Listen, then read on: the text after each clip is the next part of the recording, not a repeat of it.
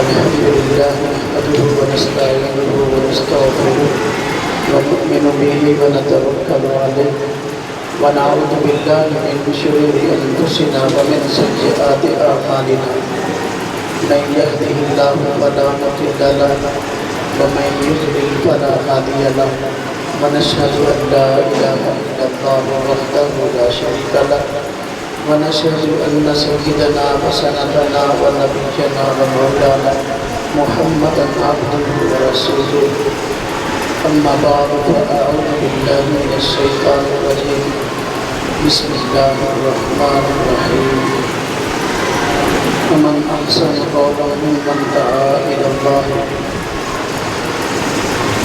وعمل صالحا قال النبي صلى الله عليه وسلم إن العلماء ورثة الأنبياء آمنت بالله صدق الله العظيم وصدق رسوله النبي الكريم ونحن على ذلك من الشاهدين والشاكرين والحمد لله رب العالمين اللهم صل على محمد وعلى آل محمد كما صليت على إبراهيم وعلى آل إبراهيم إنك حميد مجيد اللهم بارك على محمد وعلى آل محمد كما باركت على إبراهيم وعلى آل إبراهيم إنك حميد مجيد اللہ تبارک و تعالیٰ کا بڑا کرم اور بڑا شکر ہوا کہ اس نے اس غیر گزرے دور میں ہم سب کو دین کی فکر کے لیے ایک جگہ اکٹھا ہونے کی توفیق عطا فرمایا۔ اس کے اللہ تبارک و تعالیٰ کا اتنا شکر ادا کیا جائے گا اور ہمارے ڈیرہ غازی خان کے اس علاقہ میں علماء مشائخ الحمدللہ ایک اپنے تنظیم بنائے ہوئے ہیں، ان کے مشورہ سے آج کا یہ تربیتی کنونشن منعقد ہوا ہے۔ یہ کوشش بڑی بابرکت بڑی مبارک ہے اور بہت کم اس طرح کے مواقع زندگی میں بندے کو میسر ہوتے ہیں کہ علماء آپس میں مل بیٹھیں اور ایک دوسرے کے ساتھ اپنی دینی فکر کا مذاکرہ کریں۔ بڑی بابرکت مجلس ہے اور یہاں جمع ہونے کا بنیادی مقصد یہ ہے کہ ہم اپنی ذمہ داریوں کو پہچاننے والے بن جائیں۔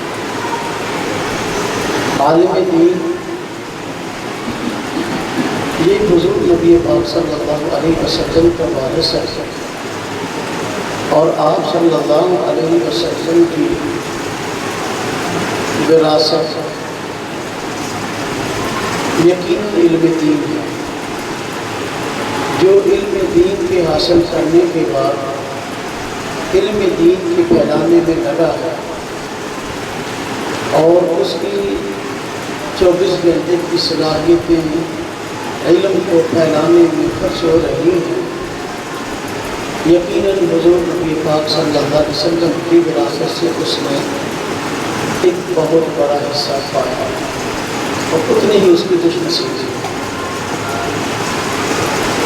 اور اکثر میرے دوست میرے بھائی وہ بھی ہیں ہمارے سامعین میں جو کسی نہ کسی مسجد میں امام ہیں۔ مصلی کی امامت ہمارے اکابر کا کہتے ہیں کہ یہ امامت کبریٰ ہے اور مسلمانوں کے اقتدار کا وارث ہونا اور عمر پر تخت نشین ہونا یہ امامت صغریٰ ہے۔ تو مصلی کی امامت کبریٰ ہے، اس وجہ سے امام کی ذمہ داریاں بہت بڑی بڑی ہیں۔ ہمارے یہاں عموماً طالب علم میں ایک ذہن ہوتا ہے کہ جو طلباء کرام میں سے ساتھی قابل ہو، صاحب مطالعہ ہو، تکرار اچھا کروانا جانتا ہو، باصلاحیت ہو، اس سے پوچھا جائے کہ مستقبل میں آپ کیا کام کرنا چاہتے ہیں،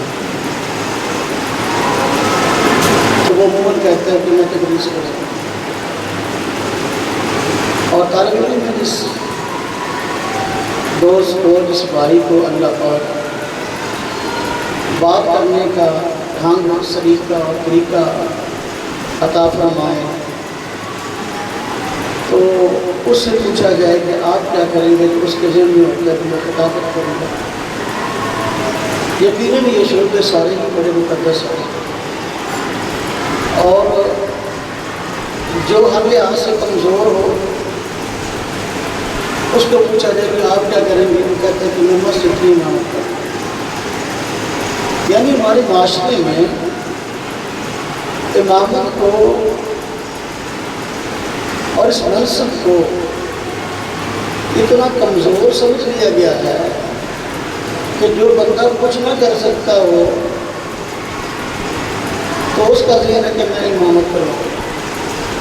حالانکہ حضور نبی صلی اللہ علیہ وسلم کا فرمان ہے کہ بھئی تم میں جو عالم ہو، جو اقرا ہو، وہ امامت کا زیادہ حقدار ہے۔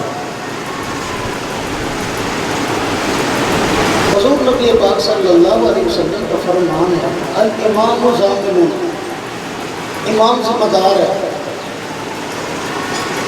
ایک امام کے پیچھے اگر 200 نمازی نماز پڑھتے ہیں تو امام ان کے ایمان کا بھی ذمہ دار ہے، نظریات کا ذمہ دار ہے، ان کی نماز روزے کا ذمہ دار ہے، ان کے اخلاق کو درست کرنے کا ذمہ دار ہے۔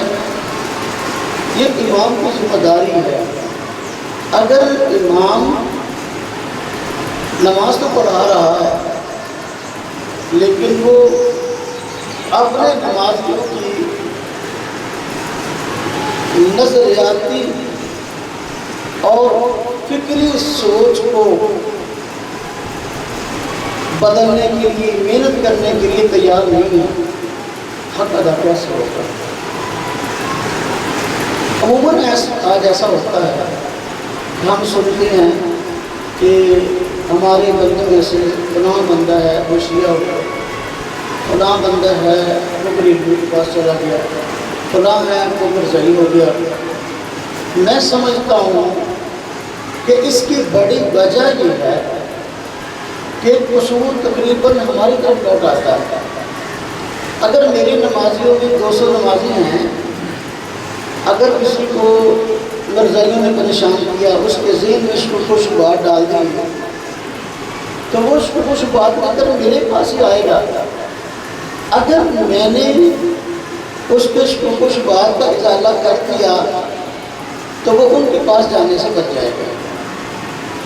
کسی کے پیچھے شیعہ لگا، اس نے صحابہ کرام کے متعلق شکوک و شبہات دل میں ڈال دی، اگر وہ میرے پاس آیا اور میں نے تسلی کرا دی تو وہ ان کی طرف جانے سے بچ جائے گا۔ اگر میں تسلی نہ کرا سکا، یقینی بات ہے کہ وہ بندہ مرزائیوں کی طرف، روافض کی طرف چلا گیا، اور اس کے جانے کا ذمہ دار میں ہوں۔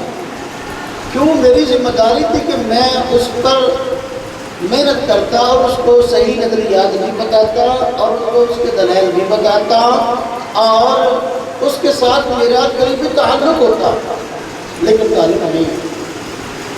اس وجہ سے یہ معاملہ ہوا، جب وہ میرے پاس پوچھ بات لے کے آیا، اگر میرا مطالعہ نہیں ہے تو میں کو کبھی ان کے پاس نہ جایا کرو، ان کے پاس نہ بیٹھا کرو۔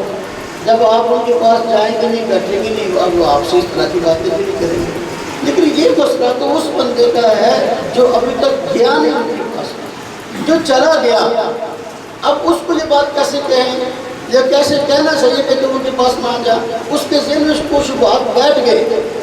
اب اگر شکوک و شبہات کو دور نہیں کریں گے تو وہ بندہ کبھی بھی جو ہے وہ ہم سبق میں نہیں ہوگا وہ ان کی طرف چلا جائے گا، اور اس کو نہ صرف یہ کہ ہمارے متعلق بلکہ ہمارے مسلک کے متعلق بھی شکوک و شبہات پڑ جائیں گے کہ بھئی یہ مسلک ہی جھوٹا ہے، اس لیے یہ لوگ جواب دینے کو تیار ہیں۔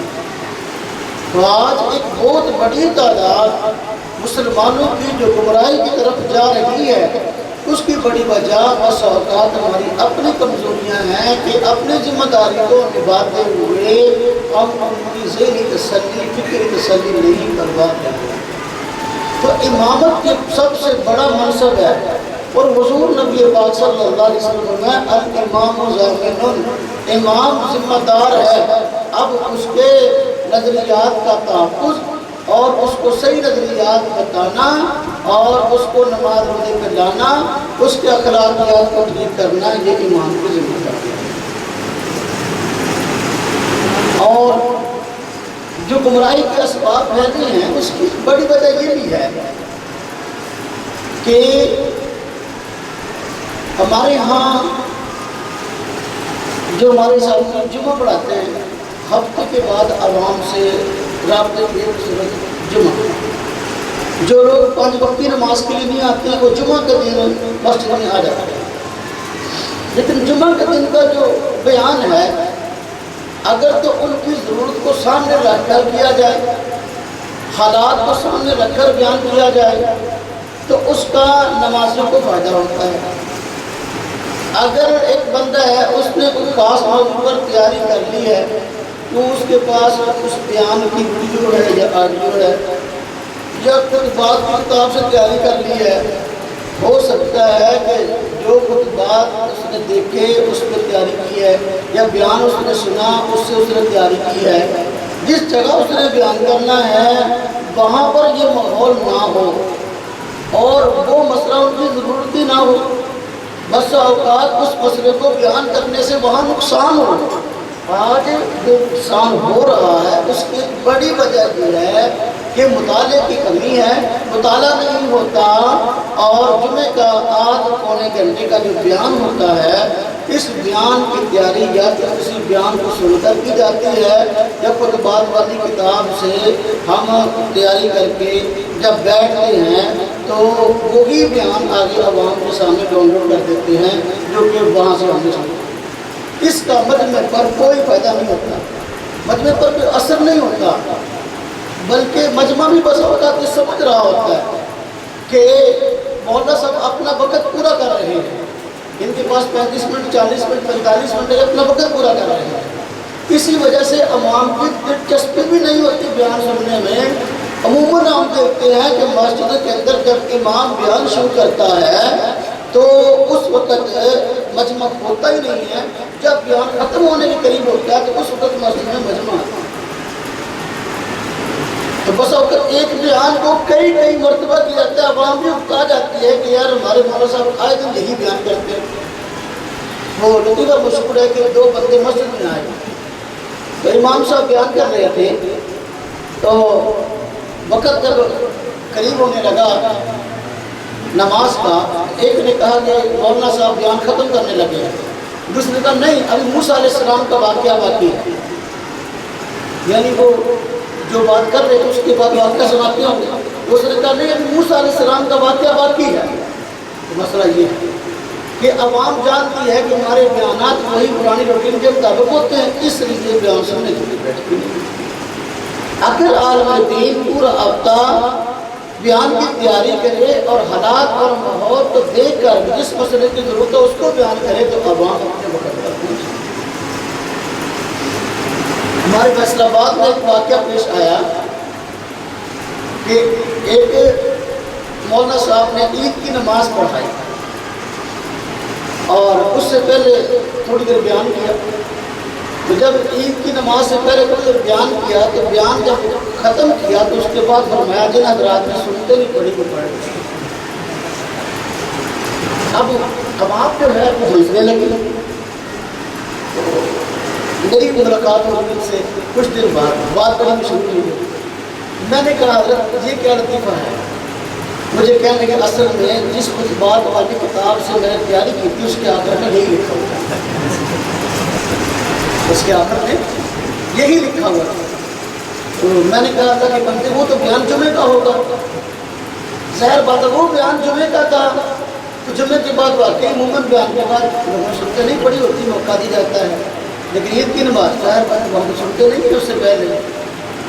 تو جب ہم یہ چیز ہمارے سامنے ہوگی کہ ہم نے آدھا پونا گھنٹہ پورا کرنا ہے اور بس خطبات کو دیکھ کر تیاری کرنی ہے، اس سے فائدہ نہیں ہوگا، اور ہماری ذمہ داری اور اس کا حق ادا نہیں ہوگا۔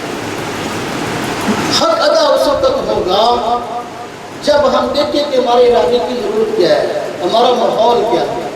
جس عالم نے بیانات کیے، اس کے خطبات چھاپے، اس نے اپنے ماحول کو دیکھ کر بات کی تھی، اس نے اپنے حالات کو دیکھ کر بات کی تھی۔ ہم تو نہ اس ماحول سے واقف ہے نہ ان حالات سے واقف ہے، اگر وہی بیان ہم اپنے مجمع میں کریں گے بجائے فائدہ کے بسا اوقات نقصان ہوتا ہے۔ اس لیے جمعہ عوام سے رابطے کا ایک بہترین ذریعہ ہے۔ اگر ہم چاہتے ہیں کہ ہماری ذمہ داری کسی نہ کسی درجے میں ادا ہو جائے تو عوام سے ہفتے بعد رابطہ کی بہترین صورت اور ان کو دینی رہنمائی کی بہترین صورت جمعہ کا بیان ہے۔ اس کو تحقیق کے ساتھ، اس کو محنت کے ساتھ تیار کریں، اس کے بعد عوام کے سامنے بیٹھیں گے تو انشاءاللہ محفوظ کریں گے۔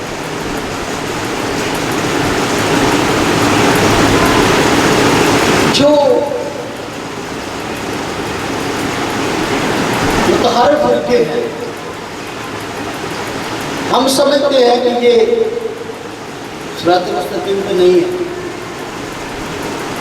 وہ حضرات ہر لحاظ سے اپنی محنت کر رہے ہیں، وہ اپنی عوام سے شخصی رابطہ رکھتے ہیں، ہمارا شخصی رابطہ نہیں ہے اپنی عوام سے۔ اگر امام مسجد میں جماعت سے 2-4 منٹ پہلے آئے گا اور آ کر مصلی پہ کھڑا ہو جائے گا، نماز پڑھائے گا اور فوراً مسجد سے نکل جائے گا، کسی نمازی سے نہ سلام لیا نہ کسی کے پاس بیٹھا، یقینی بات ہے کہ اس کی یہ بندہ یہ عالم یہ دینی رہنمائی نہیں کر سکتا۔ ان کو شخصی ٹائم دیں گے تب بات بنے گی۔ جو بندہ مرزائی ہوتا ہے، جو بندہ جو ہے وہ غیر مقلد ہوتا ہے یا کسی اور کے چڑھتا ہے، وہ ایسے نہیں ہوتا، اس پر بہت محنت ہوتی ہے، وہ حضرات محنت کرتے ہیں، اس کے بعد وہ بندے بدلتے ہیں۔ بندہ اپنے نظریات کو تھوڑی سی بات کی وجہ سے نہیں بدلتا۔ عوام کے ساتھ رابطے کی صورت ضرور ہونی چاہیے۔ ایک دوست مجھے کہنے لگا کہ عوام کے ساتھ رابطے کی بہترین صورت کیا ہے؟ میں نے کہا اس کا بہترین طریقہ اور صورت یہ ہے کہ بندہ دیکھے کہ میری مسجد میں اگر 5 وقتی نماز پڑھنے والے نمازی 50 ہیں تو امام صاحب یہ طے کر لے کہ میں نے مہینے میں نا 2 بندوں کو چائے پلا دیا، 2 بندوں کو چائے پلا دیا۔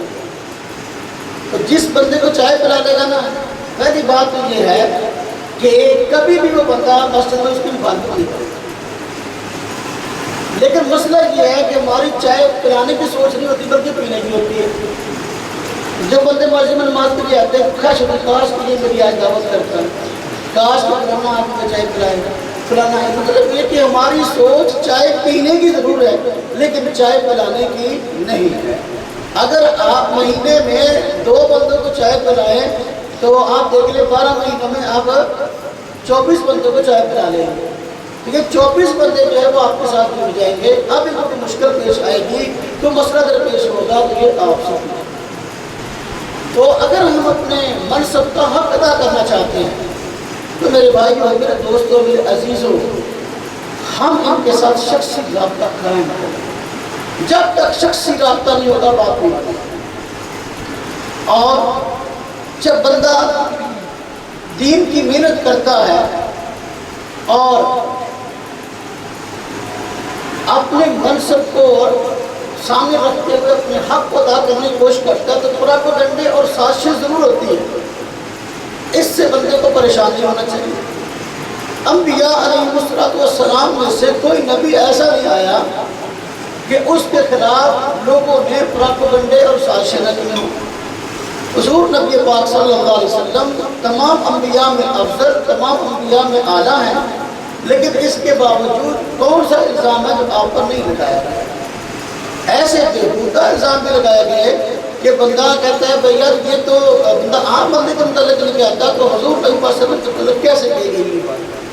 آپ کو مجنون کہا گیا، آپ کو پاگل کہا گیا، جادوگر کہا گیا، سارے الزامات قرآن نے کیا فرمایا؟ فَإِن كَذَّبُوكَ فَقَدْ كَذَّبَتْ رُسُلٌ مِّن قَبْلِكَ۔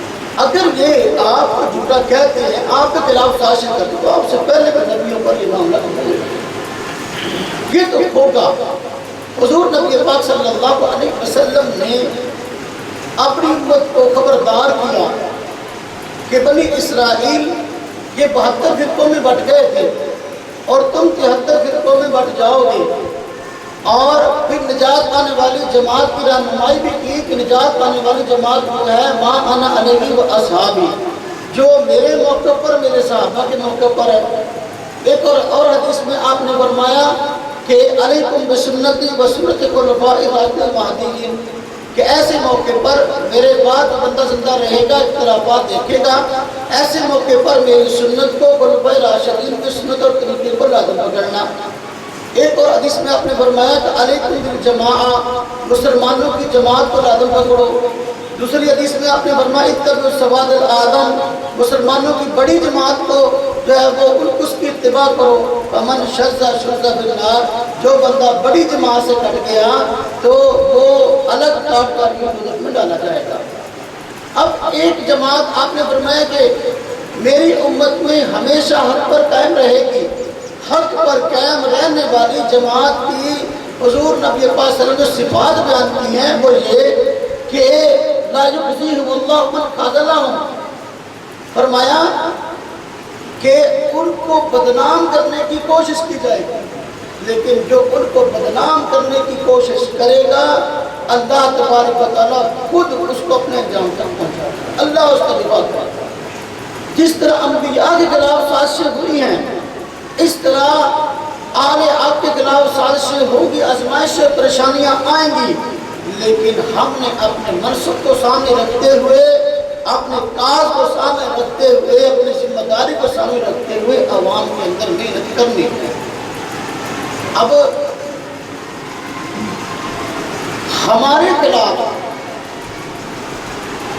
علماء دیوبند کے خلاف سازشوں میں جو طبقہ سر فہرست ہے وہ فرقہ غیر مقلدین ہے۔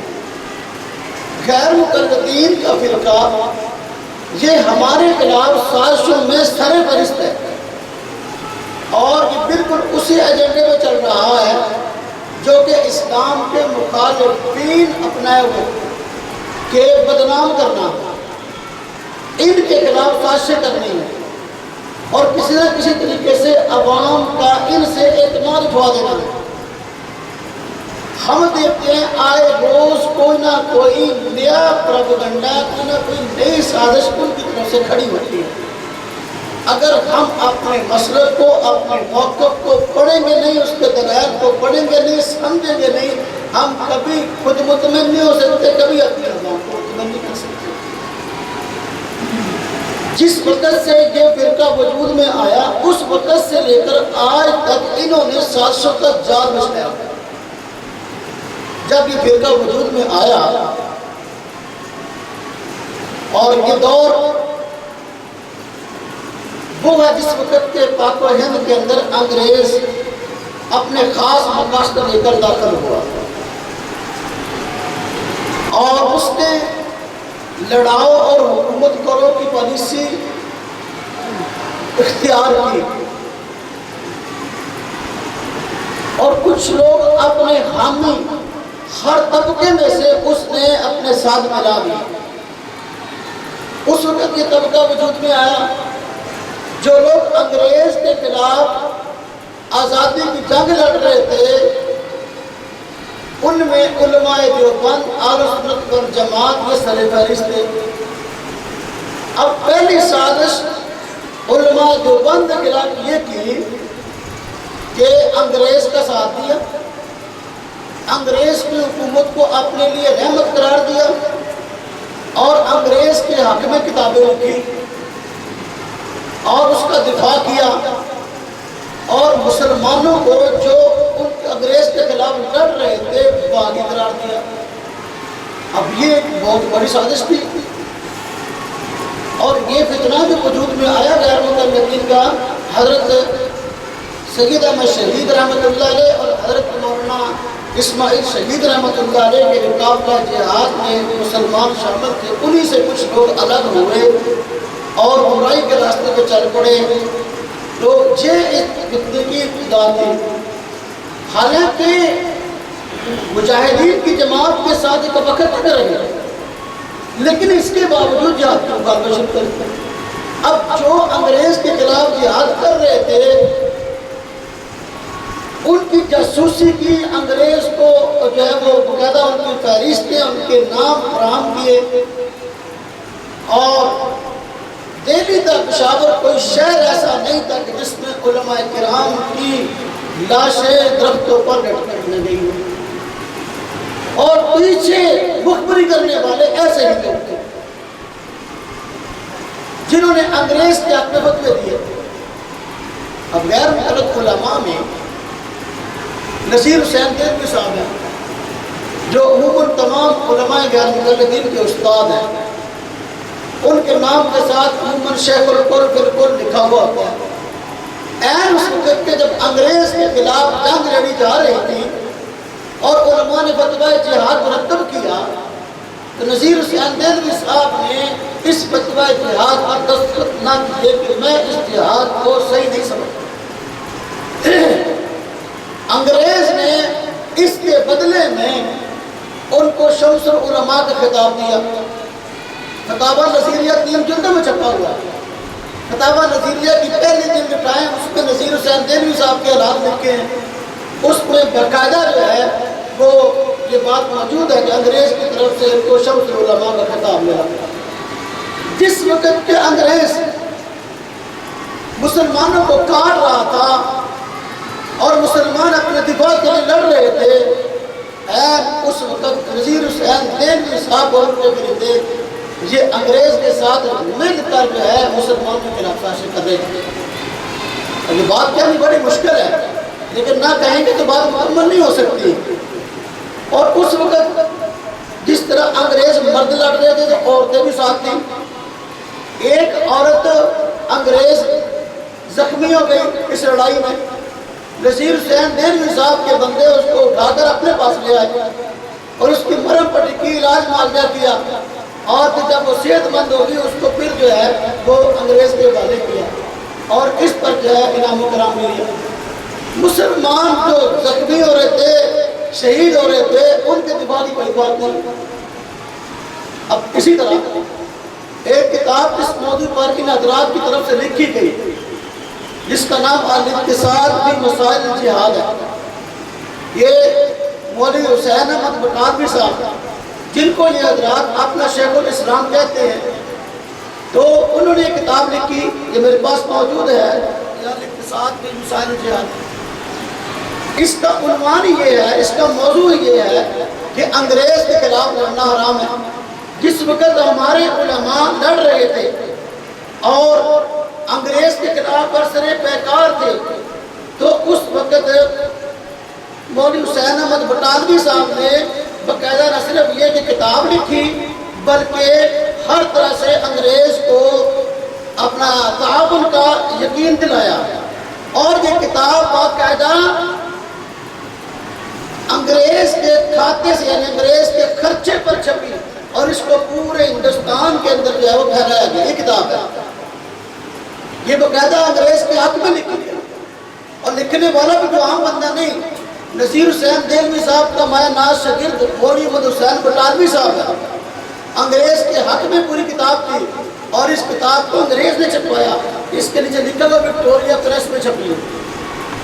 تو دیکھیں، اور پھر سیرت سنائی میں مولانا عبدالمجید سودھوی غیر مقلد عالم، انہوں نے باقاعدہ خود اس بات کا اعتراف کیا کہ مولوی حسین بٹالوی صاحب کو ان خدمات کے نتیجے کے اندر باقاعدہ جاگیر بھی ملی۔ اور پھر جب یہ فرقہ نیا وجود میں آیا تو لوگ ان کو وہابی کہتے تھے، انہوں نے اپنے آپ کو توحید پرست کہنا شروع کیا، تو انہوں نے چاہا کہ ہمارا نام اس طرح کا سرکاری کاغذات میں الاٹ ہو جائے کہ لوگوں کے دلوں کے اندر ہمارا تقدس بیٹھ جائے۔ چنانچہ اہل حدیث نام جو کہ محدثین کا علمی لقب تھا، وہ انہوں نے باقاعدہ اپنے نام سے انگریز سے الاٹ کروا لیا۔ چنانچہ اسلم سے فیروز پوری صاحب یہ غیر مقلدین علماء کے بڑے گزرے ہیں، ان کی کتاب تحریک اہل حدیث، اس میں باقاعدہ انہوں نے خود لکھا ہے کہ مولوی حسین بٹالوی صاحب کی کوششوں سے سرکاری کاغذات کے اندر انگریز نے اس نام کو الاٹ کر دیا۔ حالانکہ اہل حدیث کے علمی نام تھا، محدثین کا نام تھا، لیکن اہل حدیث بمانا فقہ کا منکر، اہل حدیث بمانا تقلید کا منکر دنیا کسی ڈکشنری میں موجود نہیں تھا۔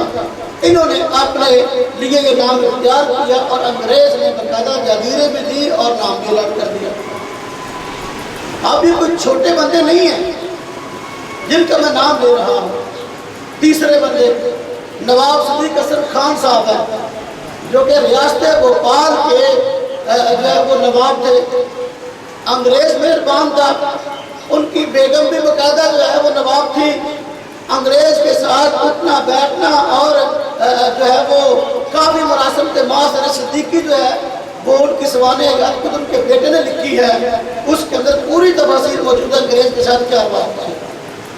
تو دیکھو جب مسلمان انگریز کے خلاف تحریک آزادی میں پیش تھے، این اس وقت ان لوگوں نے ایک یہ کام کیا کہ انگریز کا ساتھ دیا، دوسرا یہ کہ علماء حق جو کہ انگریز کے خلاف لڑ رہے تھے ان علماء حق کو باغی قرار دیا اور انگریز کو ان لوگوں کی لسٹیں فراہم کی، ان لوگوں کی جاسوسی کی، یہاں تک کہ ان علماء کو ہزاروں کی تعداد میں شہید کیا گیا۔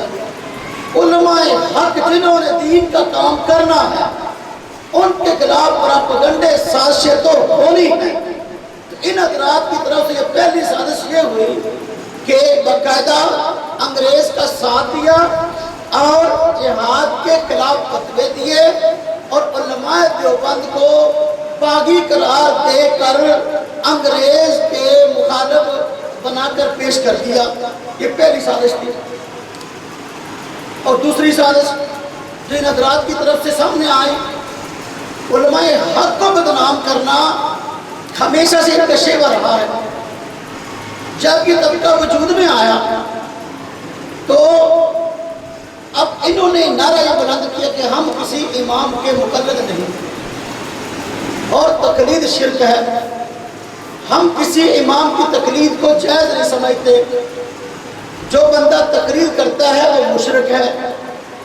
اب یہ نعرہ جب بلند کیا اس کا لازمی نتیجہ یہ ہوا پوری امت مسلمہ کسی نہ کسی امام کی تقلید کرتی تھی، خواہ کوئی امام حنیفہ کی یا امام شافعی کی یا امام احمد کی یا امام مالک رحمۃ اللہ علیہ کی۔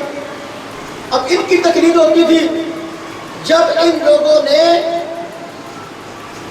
تقلید کو شرک کہا اور جو علماء تقلید کے قائل تھے عوام ان کو مشرک کہا، لازمی نتیجہ یہ ہوا کہ عوام کے گھٹی میں بات اتاری گئی کہ یہ لوگ شرک کو پھیلا رہے ہیں، عوام کو علماء سے دور کرنے کی اس عنوان سے کوشش کی۔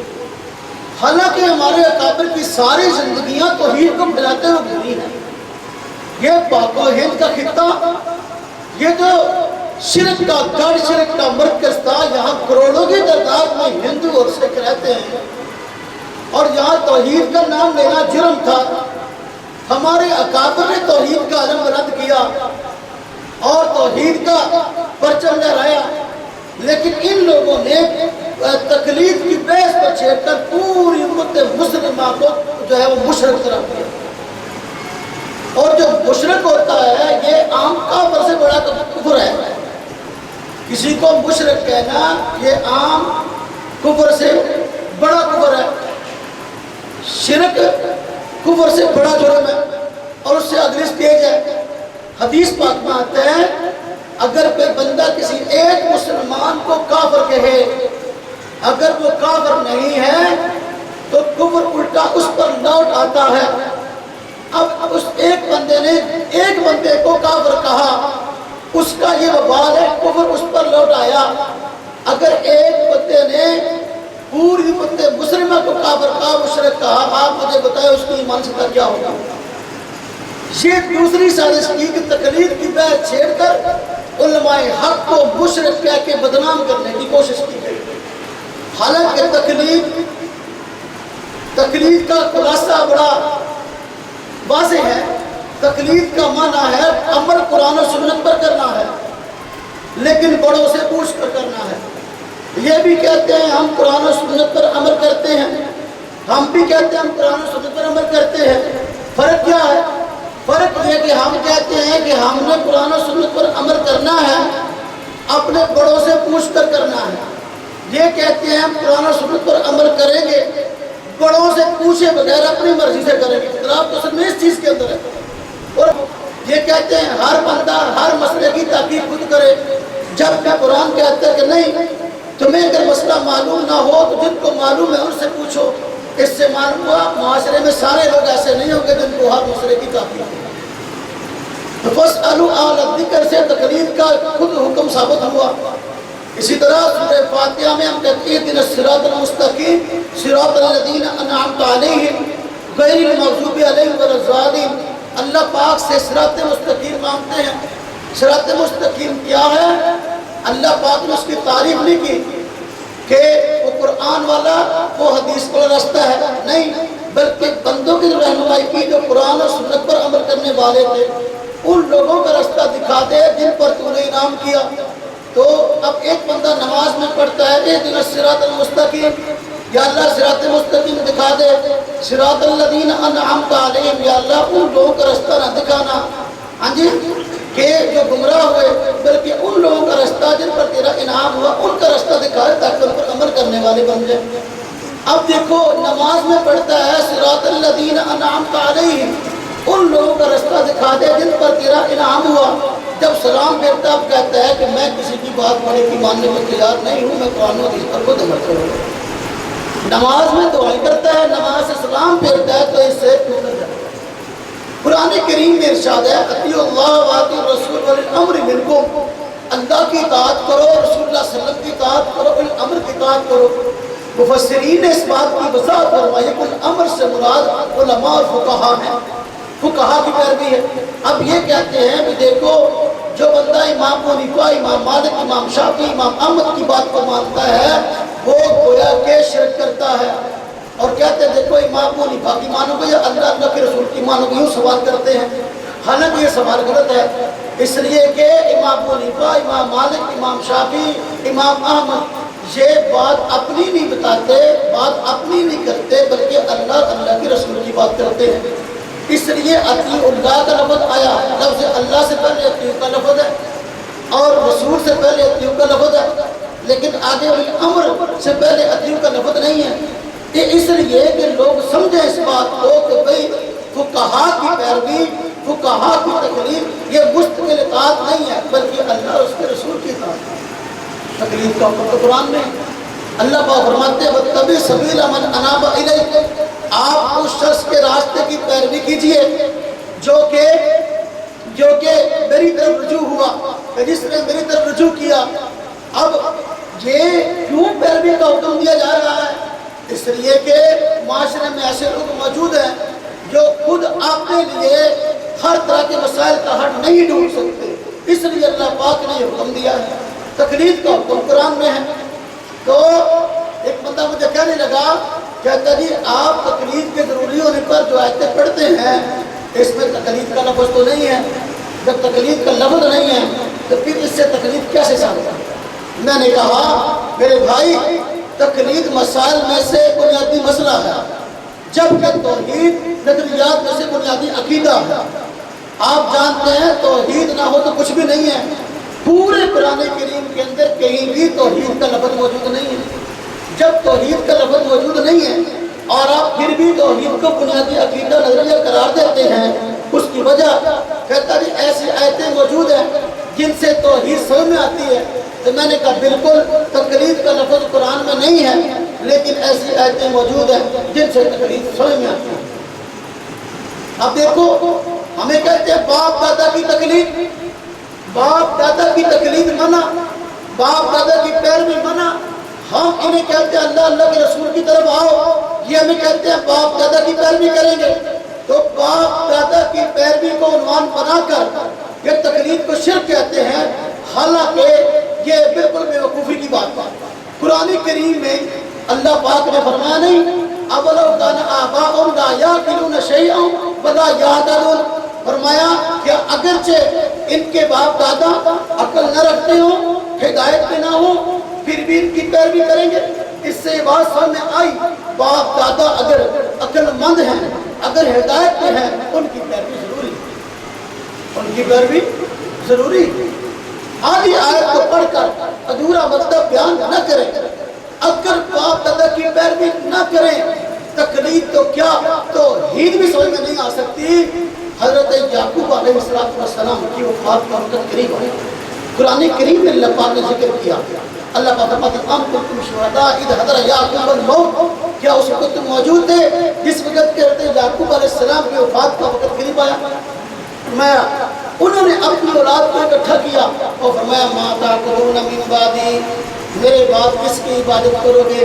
اب دیکھو جواب کیا ہے، انہوں نے کہا نعبد الہک و الہ آبائک ابراہیم، آگے نام لیے حضرت اسماعیل اسحاق، دیکھیں انہوں نے کہا کہ ہم عبادت کریں گے آپ کے معبود کی، آپ کے باپ دادا کے معبود کی۔ یہ بات کرنے کی ضرورت بے شک، جواب میں یوں کہہ دیتے ہم عبادت کریں گے رب تعالیٰ کی، ہم عبادت کریں گے اللہ تعالیٰ کی، یہ کیوں میں الہ آقا و الہ آبائکا، یہ بات کہنے کے اس لیے پیش آئی کہ معبود تو اس وقت بہت صبر کی جاتے تھے، اور الہ کا صحیح ثبوت پیش کیا وہ حضرت ابراہیم نے پیش کیا، الہ کا صحیح ثبوت پیش کیا حضرت اسحاق نے پیش کیا، حضرت اسماعیل نے پیش کیا، اس لیے کہ ان حضرات کو اللہ کی پہچان ہوئی، توحید کی پہچان ہوئی باپ دادا کی وجہ سے، اس لیے فرمایا نعبد الہک و الہ آبائک، ہم عبادت کریں گے آپ کے رب کی، آپ کے باپ دادا کے رب کی۔ جہاں سے بات سامنے آئی مسئلہ تو مسئلہ اپنی جگہ رہا، عقیدہ بھی باپ دادا کی پیروی کے بغیر سمجھ نہیں آ سکتا۔ بخاری شریف میں روایت موجود ہے، حضور نبی پاک صلی اللہ علیہ وسلم شاہ فرمایا تین اندازی سیکھو، کیوں؟ اس لیے کہ تمہارے باپ دادا تین انداز، معلوم باپ دادا کام جو اچھا ہو اس کو پیروی کرنے کا حکم ہے، کیا بڑوں کی پیروی کا حکم قرآن میں نہیں ہے؟ اللہ فرماتا ہے وَوَصَّيْنَا الْإِنسَانَ بِوَالِدَيْهِ إِحْسَانًا، بِوَالِدَيْهِ حُسْنًا، وہی تاکیدی حکم دیا ہم نے والدین کی پیروی کا، بڑوں کی پیروی کا حکم تو قرآن کریم کے اندر ہے۔ اللہ پاک نے توحید کے بعد بڑوں کی پیروی کا حکم دیا ہے۔ اللہ پاک فرماتے ہیں وَقَضَىٰ رَبُّكَ أَلَّا تَعْبُدُوا إِلَّا إِيَّاهُ وَبِالْوَالِدَيْنِ إِحْسَانًا، اللہ پاک نے فیصلہ فرما لیا کہ اللہ کے علاوہ کسی کی عبادت نہ ہو، اور والدین کے ساتھ حسن سلوک کیا جائے، والدین کی اطاعت، والدین کے ساتھ حسن سلوک، والدین کی پیروی، بڑوں کی بات کو ماننا، قرآن کو اس کو توحید کی بات سب سے بڑا حکم بتاتا ہے۔ تو میرے بھائی ہمیں بدنام کرنے کی کوشش کی گئی کہ یہ لوگوں کو شرک کی طرف بلاتے ہیں، ہم توحید کے داعی ہیں، حالانکہ تقلید یہ شرک نہیں بلکہ توحید پر آنے کا بڑا واضح راستہ ہے۔ جو لوگ کہتے ہیں تقلید شرک ہے، ایک بندہ میرے پاس آیا اور آ کر کہنے کا تقلید شرک ہے، میں نے کہا تقلید شرک ہے تو میں آپ سے کچھ سوالات پوچھتا ہوں، آپ اپنے اس فتویٰ کی روشنی میں مجھے ذرا یہ مسئلے سمجھا دیں۔ میں نے کہا اگر تقلید شرک ہے تو کیا مشرک کے ساتھ نکاح جائز ہے؟ کہتے ہیں نہیں، میں قرآن کریم میں واضح طور پر مشرک سے نکاح کرنے سے منع فرمایا گیا، اور فرمایا وَلَا عَبْدٌ مُؤْمِنٌ، ہاں جی خیر من مشرک، قرآن کریم میں عورتوں سے نکاح نہ کرو جہاں تک کہتا یؤمننا، یہاں تک کہ وہ مر ہو جائے، عورتوں سے نکاح نہ کرو مشرکوں سے، مشرک عورتوں سے نکاح کا اسے منع کیا گیا، مردوں سے نکاح سے منع کیا گیا، مشرک ہیں۔ تو اگر تقلید شرک ہے تو پھر آپ لوگ ہم سے رشتہ داری کا سمجھا پہ کرتے ہیں، اگر ہم مشرک ہیں واقعی تو آپ ہمیں بیٹیاں دیتے بھی ہو بیٹیاں لیتے بھی ہو، وجہ کیا؟ تو اگلا پولیسی کیوں؟ میں نے کہا میرا دوسرا سوال، اگر تقلید شرک ہے تو مشرک کے ہاتھ کا ذبیحہ حرام ہے، یہ لکھی پڑی بات ہے، آپ بھی تسلیم کرتے ہو، ہم بھی تسلیم کرتے ہیں۔ یہ جو علاقوں میں کسائی ہوتے ہیں بیچارے سارے تقریباً ہمارے نظریے کے حامل ہوتے ہیں، غیر مقلد بڑے کم ہوتے ہیں، تو لہٰذا ان کے ہاتھ کا ذبح ہو جاؤ دکھاتے ہو، گوشت لیتے ہو، گھر میں پکاتے ہو اور مدبراتے ہو، تو پھر اگر تکلیف شرک ہے اور ہم مشرک ہیں، ہمارا ذبیحہ حرام ہونا چاہیے جب تک تم اس کو حرام نہیں کرتے۔ اگر تکلیف شرک ہے اور ہم مشرک ہیں تو پھر مشرک کی نماز جنازہ جائز نہیں ہے جب کہ آپ آتے ہو ہماری نماز پڑھتے ہو۔ اور مشرک کی نماز جس نے پڑھ لی تو نہ صرف یہ کہ جنازہ نہیں ہوگا بلکہ وہ نکاح سے بھی نکل جائے گا، اس کا نکاح بارک ہو گیا، نکاح ختم ہو گیا، اس کا اسلام سے نکل گیا۔ مشرک کے لیے تو استغفار کی اجازت نہیں، قرآن پاک میں منع کیا گیا۔ میں نے کہا اگر تکلیف شرک اور ہم مشرک ہیں، یہ جو قبرستان ہے یہ ہمارے ہیں، اس میں ہمارے بندے دفن ہوتے ہیں، اگر تکلیف شرک ہے آپ کو غیرت کا مظاہرہ کرتے ہوئے اپنے قبرستان ہم سے الگ بنانے چاہیے اور وہاں پر اپنے بندوں کو دفن کرو، پھر ہم دیکھتے ہیں کہ یہ فتویٰ کہاں جاتا ہے۔ اب میرے منہ کی طرف دیکھیں، میں نے کہا یہ جو مسئلہ ہے تکلیف کو شرک کرنے والا، اگر شرک کا ہو گئے اور ہمیں مشرک کا ہو گئے تو پھر اس کے نتائج جہاں تک پہنچیں گے اپنے عالم سے اپنے مولانا صاحب سے اس کا جواب لے کے آنا بھولیں گے۔ دوبارہ کیا کیوں بدنام کیا گیا؟ علماء حق یہ مشرک اور شرک کو پھیلا رہے ہیں اور توحید کی آڑ میں توہین کی گئی۔ توحید بڑی اعلیٰ چیز ہے اور توحید کی محنت، توحید کا درس ایک اعلیٰ جو ہے وہ مقصد اور اعلیٰ منصب ہے، لیکن توحید کی آڑ میں توحید فقہائے کرام کی اور توحید اولیاء کرام کی، یہ اہل سنت والجماعت کا اہل حق کا شعبہ نہیں ہے۔ ہمیں بدنام کرنے کا تیسرا انداز ہے، ان حضرات کی طرف سے جو ہمیں بدنامیاں ملی اور ہمارے پر اکابر پر ہم پر ظلم ہوا، اس کی داستان بڑی وسیع ہے۔ ہمیں بدنام کیا گیا کہ یہ جو نمازیں پڑھتے ہیں یہ نماز بالکل قرآن و سنت کے خلاف ہے، اور جو ہم نماز پڑھتے ہیں یہ حضور نبی صلی اللہ علیہ وسلم کی نماز ہے، ان کی نماز امام ابو حنیفہ والی ہے اور ہماری نماز جو ہے یہ نماز مہدی ہے۔ اب یہ عوام کے ذہن میں بات ڈالی گئی، ایک عام بندہ ہے جب یہ بات سنتا ہے تو بیچارہ پریشان ہے کہ یار باقی میں امتی تو حضور نبی صلی اللہ علیہ وسلم کا ہوں، تو پھر میں امام ابو حنیفہ کی نماز کیوں پڑھوں؟ اس لیے اس طرح اس کو برگلا کر پھسلا کر ہمارے خلاف کر دیا اور اپنے ساتھ ملا دیا۔ جب تک یہ لوگ جھوٹ نہ بولے اس وقت تک کاروبار نہیں چلتا۔ اب یہ پروپیگنڈا جو ہمارے خلاف کیا گیا اور اس پروپیگنڈے کے پیچھے پھر ایک لمبی کتابوں کی جو ہے نا وہ ایک لائن ہے جو انہوں نے لکھی اس عنوان سے کہ ہماری نماز نماز محمدی ہے، کسی کتاب کا نام نماز محمدی، کسی کا نام صلاۃ الرسول، کسی کا نام نماز رسول اللہ، کسی کا نام صلاۃ النبی، کسی کا نام جو ہے نماز نبی کے حسین مناظر، کسی کا نماز نبی۔ یہ اس نام سے درجنوں کتابیں مارکیٹ میں آئیں جو امام ابو حنیفہ کے خلاف اور ہمارے خلاف لکھی گئی۔ عوام کو تاثر یہ دیا گیا کہ یہ جو نماز پڑھتے ہیں یہ حضور کی نماز کے بالکل خلاف ہے، اور ہم کہتے ہیں اگر یہ بات تمہاری حق ہے تو پھر آپ میدان میں ظلم تم نے کیا ہے، ہماری نمازوں کو بیکار بتایا اور ہماری نمازوں کو حضور کی نماز کے خلاف بتایا۔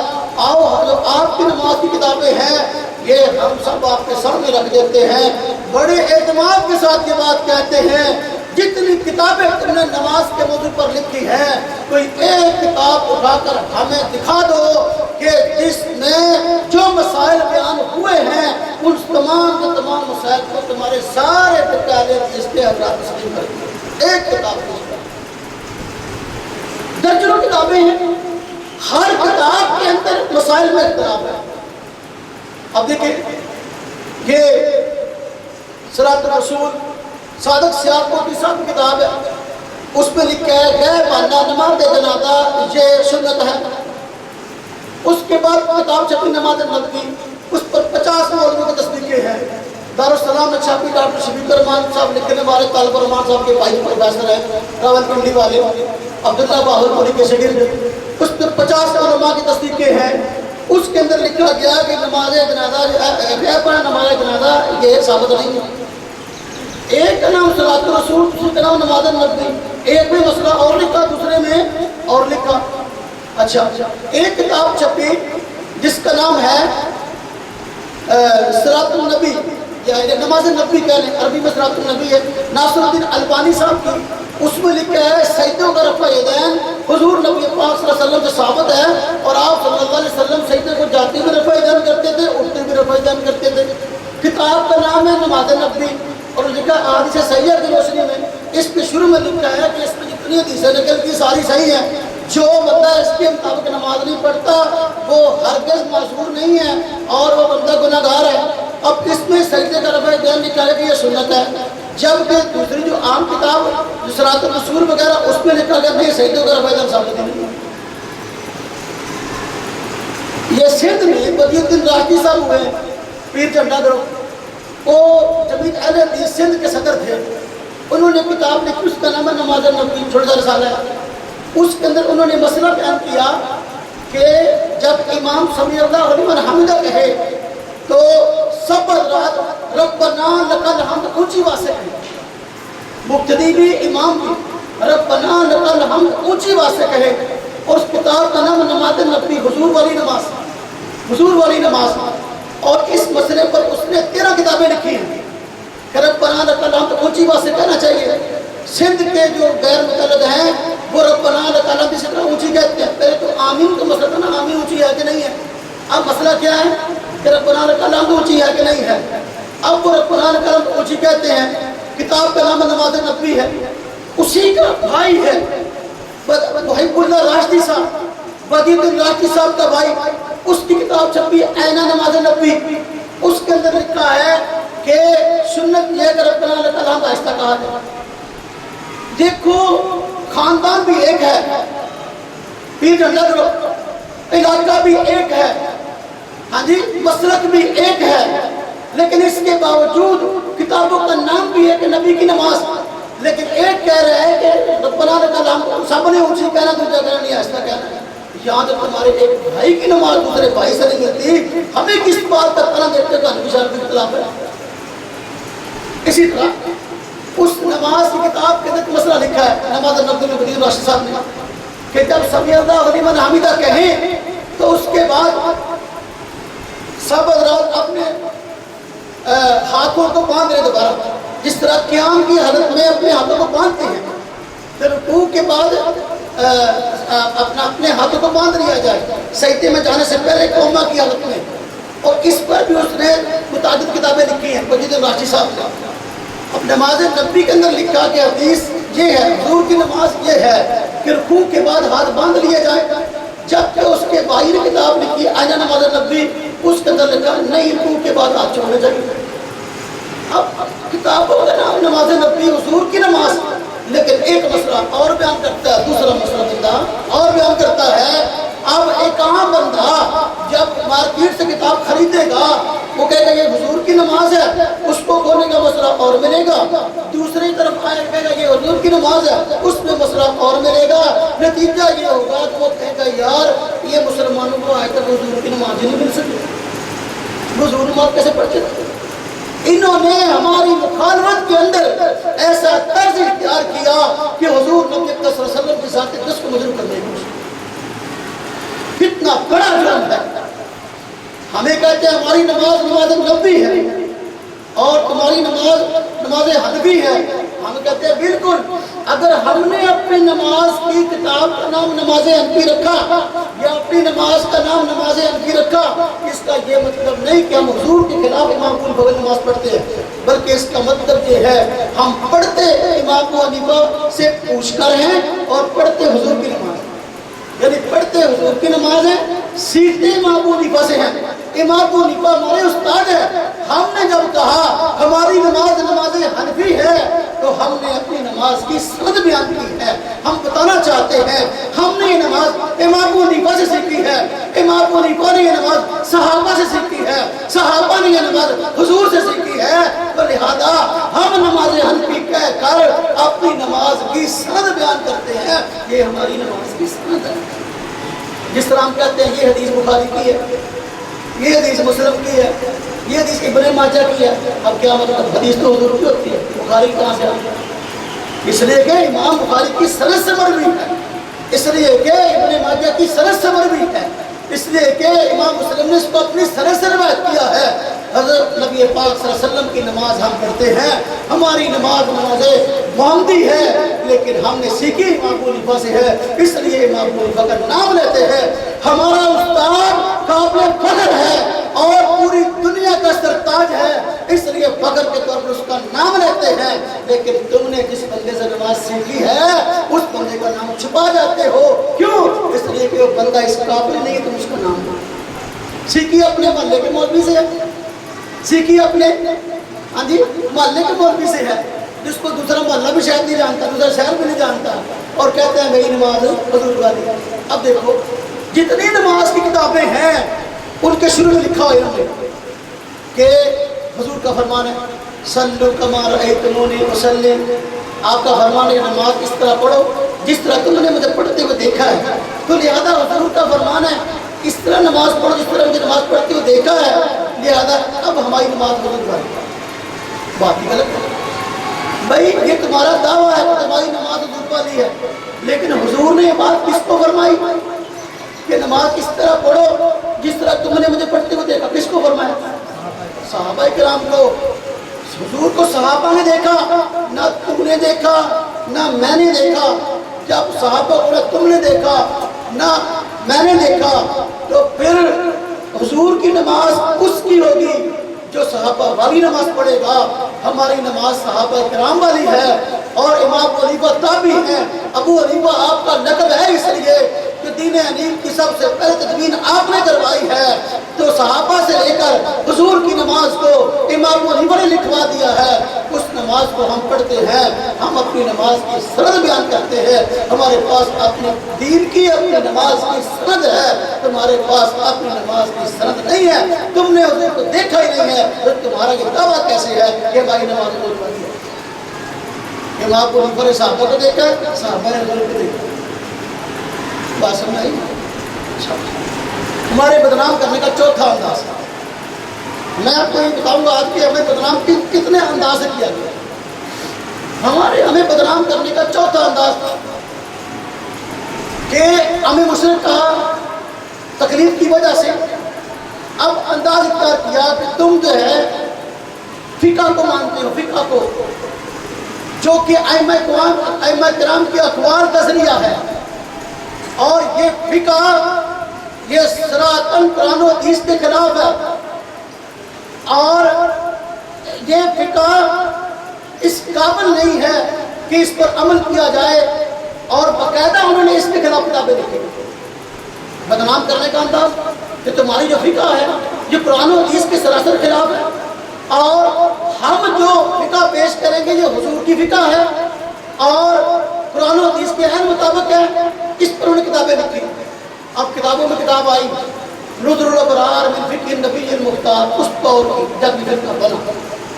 کتاب آئی کنز الحقائق، کتاب آئی عرق الجاتی من جنان حدی راتی، کتاب آئی عدیت المادی، کتاب آئی فتاوی رضیریہ، کتاب آئی فتاوی سرائیہ، کتاب آئی فتاوی ستاریہ، کتاب آئی فتاوی علماء حدیث، کتاب آئی فتاوی اہل حدیث، کتاب آئی فتاوی صحاب الحدیث۔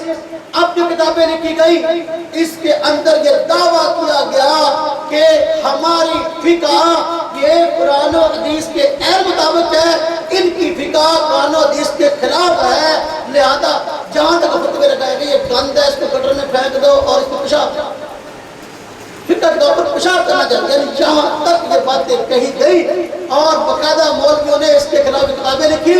مولوی مت جونا گڑی جو ہے اس کی کتاب طریقے محمدی، شمع محمدی، سیب محمدی، عینہ محمدی، پتہ نہیں محمدیات کس نام سے کئی اس نے لکھی، اور اس کے اندر فقہ کی عبارات کو توڑ مروڑ کر کے پیش کیا گیا، اور اس کے مقابل حدیثیں پیش کی گئی۔ کہا دیکھو فقہ یوں کہتی ہے، حدیث یوں کہتی ہے، فقہ یوں کہتی ہے، حدیث یوں کہتی ہے۔ کہا کہ دیکھو تمہاری فقہ یہ جو ہے وہ حدیث کے قرآن کی ہے۔ بدنام کرنے کا کوئی ایک انداز ہونا بندہ برداشت کر لے، لیکن دیکھیں ہمارے خلاف کتابیں لکھی گئی، جب ہم نے ان کتابوں کو دیکھا سوائے اس کے جھوٹ اور دجل کے کچھ نظر نہ آیا، الحمدللہ ہم نے ان کتابوں کا جواب دیا، اور پھر جو اس فقہ کے خلاف کے مقابلے پر کتابیں لکھی گئی تھی ہم نے جب ان کتابوں کا تعاقب شروع کیا، دیکھا بھی دیکھو جس کو تم نے حضور کی فقہ بنا کر پیش کیا اس میں یہ مسئلے ہیں جس کا قرآن سے حدیث کے دور کا بھی واسطہ نہیں ہے۔ نظر الابرار کے سینکڑوں قرآن و حدیث کے خلاف مسائل ہم نے پیش کیے، کنز العقائد کے مسائل پیش کیے، ارق الجادی کے مسائل پیش کیے، بدر العینہ کے مسائل پیش کیے، فتاوی ستاریہ کے مسائل پیش کیے، فتاوی ثنائیہ کے مسائل پیش کیے۔ اب انہوں نے کیا کیا؟ ہاں جی، انہوں نے یہ کیا کہ ہمارے شرم کے اپنی کتابوں کو چھپنا بنا۔ الحمدللہ ہماری فقہ کتابیں جن پر اعتراض ہوا ہم نے ان کا جواب بھی دیا، اور اب وہ کتابیں مسلسل اب بھی چھپ رہی ہیں اور قیامت تک چھپتی رہیں گی، لوگ عمل کرتے رہیں گے۔ لیکن انہوں نے مقابلے پر کتابیں لکھی تھی، بہت ساری کتابیں اب یہ لوگ ہمارے شرم میں چھپتے ہیں۔ فقہ محمدیہ کے نام سے کتاب لکھی تھی، فقہ محمدیہ۔ اب اس کو ایسے مسائل لکھے کے بندے کو بیان کرنے میں شرم ہے، منی نہ صرف پاک بلکہ کھانی کی جائے اس طرح کے مسئلے۔ ہماری کتاب بہشتی زیور تھی، ہماری کتاب بہشتی زیور تھی، اس سے کتاب لکھی محمدی زیور، محمدی زیور۔ حالانکہ بات بنتی نہیں ہے، محمدی زیور کی بات بنتی ہے، نام رکھنا کہ نہیں آتا ہے لوگ، حضور صلی اللہ علیہ وسلم زیور پہنتے ہیں، اچھی بات ہے۔ میں جب گیا شہر سے تھا، دکان کا نام تھا محمدی کلاتھ ہاؤس، محمدی کلاتھ ہاؤس۔ میں کہا کہ نام بنتا بھی ہے، ہماری چڑ میں تم نے اب ہر چیز کو محمدی کا رجحان کر دیا، کچھ تو عقل سے کام لا۔ پھر محمدی زیور کتاب آئی، فقہ محمدیہ کتاب آئی جو نذیر حسین دہلوی صاحب کے مائع ناز شاگردوں کی لکھی ہوئی تھی۔ آج نہ وہ فقہ محمدیہ ملتی ہے نہ محمدی زیور ملتی ہے، جو بہشتی زیور کے مقابلے میں تھی۔ ہمارا بہشتی زیور آج بھی چھپ رہا ہے، الحمدللہ ہم نے اعتراضات کی جوابات دی، اور ان کے پاس ایسی کوئی کتاب تفصیلی نہیں لکھ سکے جس پہ انہوں نے ان اعتراضات کے جواب دیے جو ہم نے ان پر کیے، بلکہ ان کتابوں کا انکار کرا۔ کسی کو کہہ دیا یہ اہل حدیث نہیں ہے، کسی کو کہا کہ یہ ہمارا ذمہ دار بندہ نہیں ہے، کسی کو کہہ دیا کہ اس کی یہ بات قرآن کے خلاف ہے، ہم مانتے نہیں۔ حالانکہ ہر کتاب کے اوپر شروع میں لکھا ہوا ہے کہ یہ قرآن و حدیث کے روشنی میں کتاب لکھی ہوئی ہے۔ ہم کہتے ہیں کہ اگر تم کہتے ہیں کہ ہم اس کی بات نہیں مانتے، ہم قرآن و حدیث کو مانتے، یہی ان کا جواب ہوتا ہے۔ جب ہم کو ان کی بات پیش کریں، دیکھو تمہاری کتاب میں یہ لکھا ہے، حالانکہ قرآن و حدیث کے خلاف ہے، کہتے ہیں ہم قرآن و حدیث کو مانتے ہیں، ہم اس کو نہیں مانتے۔ ہم کہتے ہیں یہ تو بات ہم نے آپ کی تسلیم کی، لیکن اگلی بات یہ ہے کہ پھر یہ بات مان لو کہ تمہارے علماء ہمیشہ سے قرآن و حدیث کا نام لے کے جھوٹ بولتے ہیں۔ عام بندہ جھوٹ بولتا ہے، جھوٹ کو گناہ سمجھتا ہے اور بعد میں توبہ بھی کر لیتا ہے، لیکن یہ بندہ جھوٹ بولتا ہے، جھوٹ کو ثواب سمجھ کر بولتا ہے، اسی وجہ سے توبہ کی توفیق بھی نہیں۔ قرآن حدیث کے نام لے کے جھوٹ بولتا ہے۔ بات کیا میں عرض کر رہا تھا کہ کتابیں چھپی اور مقابلے میں، لیکن ان کتابوں کو آج کوئی جانتا، وہ کتابیں نہیں چھپ رہی۔ آج دیکھیں، آج پھر یہ سلسلہ شروع ہوا، ہمارے خلاف یہ کتابیں لکھی جا رہی ہیں۔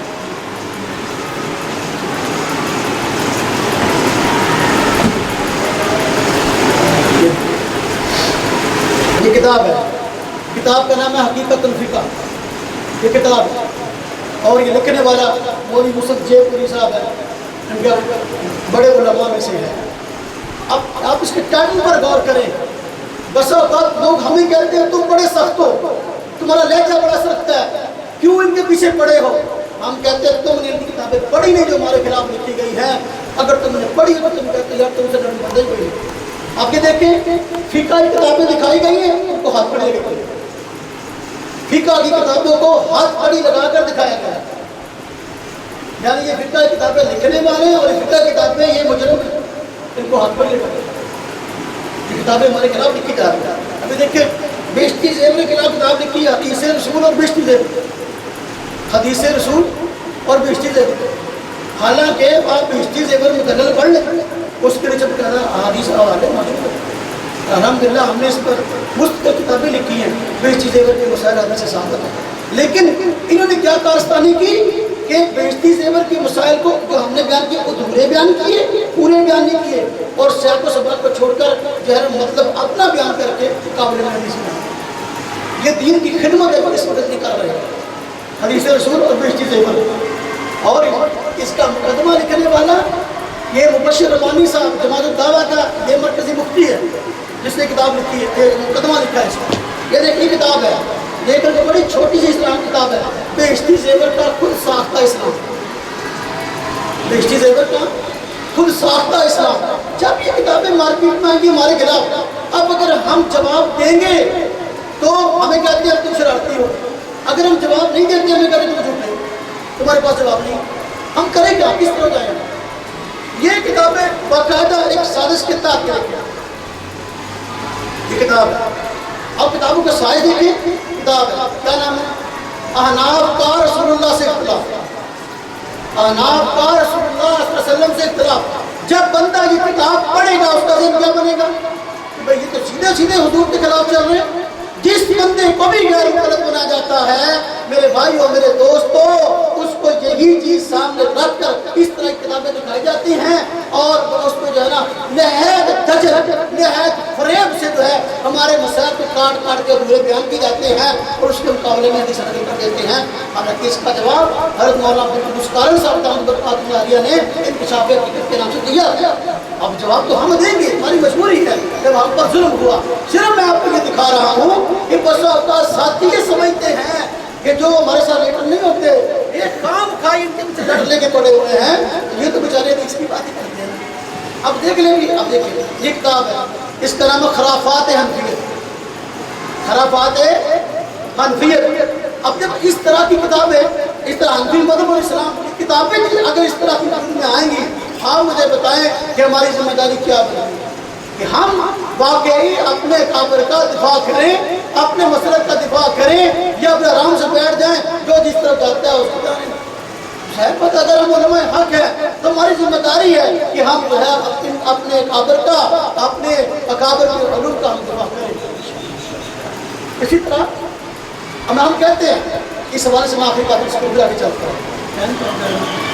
یہ فین کا گھڑی نہیں تو فقہ پر اعتراض کرتے ہیں.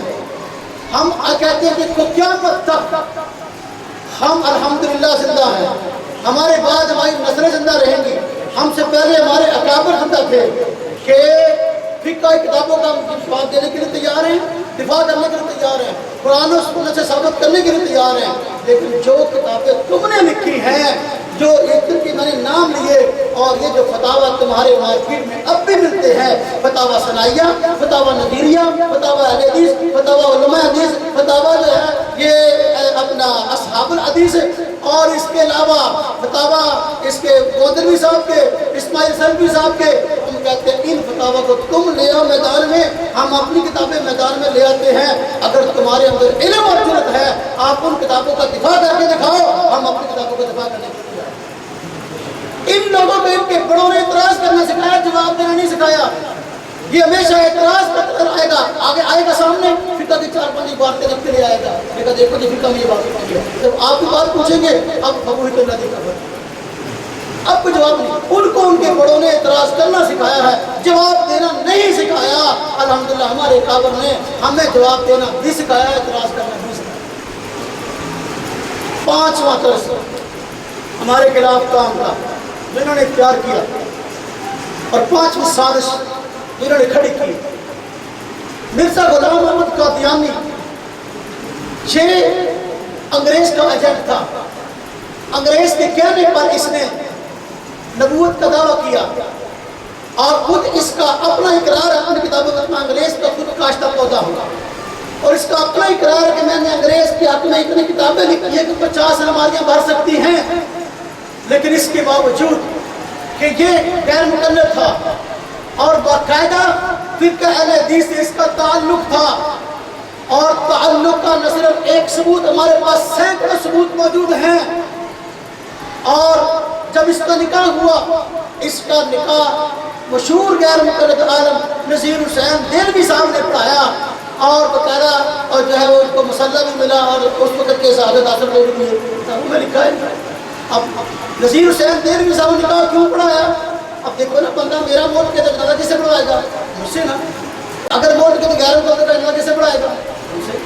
اچھا اب آپ ادھر ان کی فقہ محمدیہ کھول کے دیکھ لیں، ادھر مرثیوں کی فقہ احمدیہ کھول کر دیکھ لیں. آپ کو مسائل میں تقریباً 90% ہم آگے نظر آئیں گے۔ غیر مقلد بھی یہ 3 طلاقوں کے ایک ہونے کا قائل ہے، اور فقہ احمدیہ میں لکھا ہے 3 طلاقیں ایک ہے۔ غیر مقلد کہتا ہے تیمم کی ایک ضرب ہے، وہ بھی کہتا ہے ایک ضرب ہے۔ غیر مقلد کہتا ہے کہ عام پتی جرابوں پر مسح کرنا جائز ہے، وہ بھی کہتا ہے مسح کرنا جائز ہے۔ وہ کہتا ہے فاتحہ کے بغیر نماز نہیں ہوتی، یہ بھی کہتا ہے فاتحہ کے بغیر نماز نہیں ہوتی۔ یہ کہتا ہے 2 نمازیں اکٹھی جمع کرنا جائز ہے، یہ بھی کہتا ہے نماز جمع کرنی جائز ہے۔ سینکڑوں مسائل میں ہم آگی ہیں۔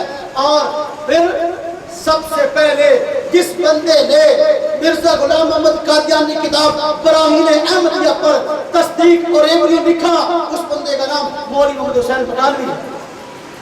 براہین احمدیہ پر تصدیق لکھنے والا یہ بندہ، جو بندہ براہین احمدیہ پر تصدیق لکھ رہا ہے اور اپنے اس کا رسالہ نکلتا تھا کل شاہد السنہ، اس رسالہ کے اندر مقدر مشہوری دیتا رہا یہ کتاب بڑی اچھی ہے، اس کو پڑھو۔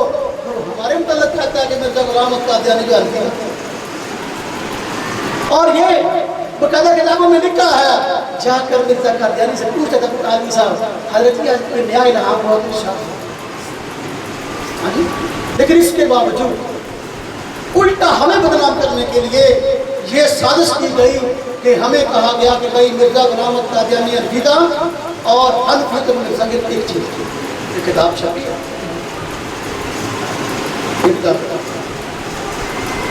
حنفیت اور دیکھ رہے، اور اس پر تصدیق کس کی ہے؟ مقدمہ جمعیت اہل حدیث پاکستان کے صدر ساجد میر صاحب کی تصدیق ہے۔ آپ دیکھیں کہ پھر یہ بات کہاں تک جاتی ہے۔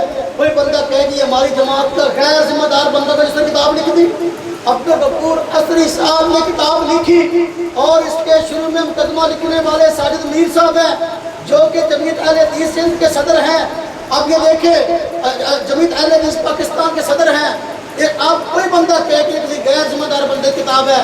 ہمارے اکابر کی محنتیں مرزا قادیانی اور قادیانیت کے خلاف دن رات ایک ہیں، جو کارنامے الحمدللہ ہمارے اکابر نے عقیدہ خطبنوت کے دفاع میں اور مرزائیت کے تعاقب میں انجام دیے ہیں، کسی مسلک میں اس کی مثال نہیں ملتی، لیکن اس کے باوجود ہمیں یوں کہہ کے بدنام کیا گیا کہ حنفیت اور مرزائیت ایک چیز۔ اب ہم جواب دینے کی ظاہر بات ہے، پھر ہماری مجبوری ہے کہ ہم جواب دیں۔ ہم جواب نہیں دیں گے، ہمارے مطلب کو شبہات پیدا ہوں۔ بدنام کرنے کا انداز ایک اور چھٹا انداز، ہمیں بدنام کیا گیا۔ بدنام کرنے کا چھٹا انداز یہ اختیار کیا گیا کہ ان حضرات نے